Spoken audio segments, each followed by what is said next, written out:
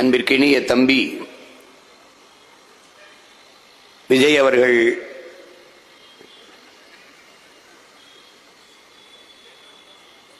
மக்களை சந்திக்கிற நிகழ்வை தொடர்ந்து செய்து வருகிறார்.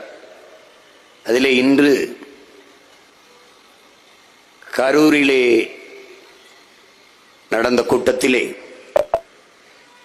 நெரிசலில் சிக்கி 20 பேர் உயிரிழந்து விட்டார்கள் என்கிற துயரை செய்தியை நமக்கு சொன்னபோது மிகுந்த மனவலியாக இருக்கிறது. அதிலே உயிரிழந்த நமது அன்பு பிள்ளைகள், உறவுகள் எல்லோருக்கும் நம்முடைய கண்ணீர் வணக்கத்தை செலுத்துவோம். அந்த துயரத்தில் ஆழ்ந்திருக்கிற நம் அன்பு சொந்தங்கள் அனைவருக்கும் நம்முடைய ஆறுதலை சொல்லுவோம்.